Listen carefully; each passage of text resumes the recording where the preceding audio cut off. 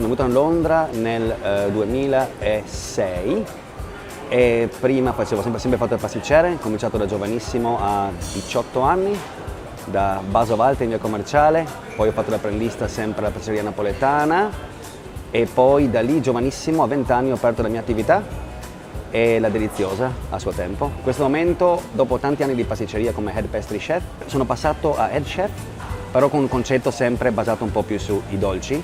Qui facciamo appunto, c'è un po' della pasticceria, anzi direi 60% di pasticceria e un 40% di salati, che sono i nostri pairing, combinamenti per i formaggi. È un concetto unico al mondo, col primo ristorante appunto, col rullo trasportatore e con il modello sushi. E quello che è interessantissimo per me, e la parte più interessante, sono appunto le combinazioni dei pairings appunto con i formaggi.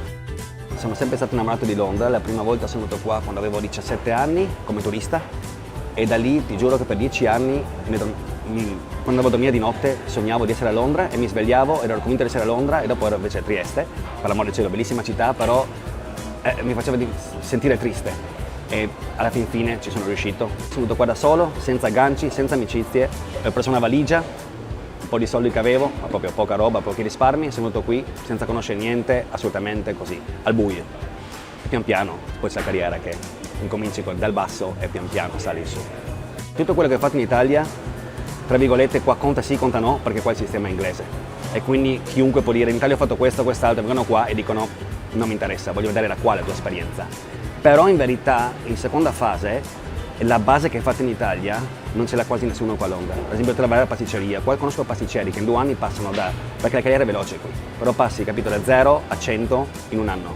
Qua c'è pasticceri che sanno fare il piatto stellato, tutto così, però se richiede un pane in Spagna, bello, soffice, morbido, non lo sanno fare. Restare qui il futuro è probabilmente, penso che il mio capo pian piano sta parlando di aprire più pick and cheese, forse anche internazionalmente, quindi fare un po' l'executive del pick and cheese e andare in vari posti, vari siti che avremo, sarebbe interessante sinceramente. Trieste, ci parlo tante volte che i miei amici sono ancora lì come pensionato magari, così capito, vanno un po' per lo Smith e le sagre a divertirmi perché la situazione magari lavorativa adesso sento che non è proprio eccellente, però un domani sì perché manca sempre, insomma, no? È bellissima come città.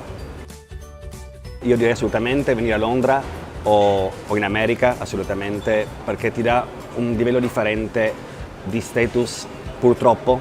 Io ho visto anche che, anche se in Italia fa una buona università, e per l'amor del cielo fai una meno di buon grado qua in Inghilterra, vale molto di più a livello internazionale, non è giusto, però purtroppo è così.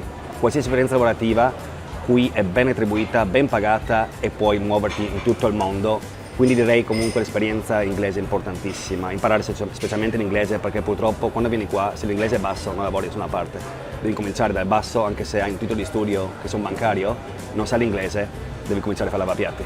Una volta che sai l'inglese devi impararlo bene bene bene. La cosa migliore è stare con gli inglesi, evitare purtroppo, avere gli amici italiani sì, ma stare molto con gli inglesi, imparare da loro tutti i colloquialismi che sono molto differenti da quello che impari a scuola.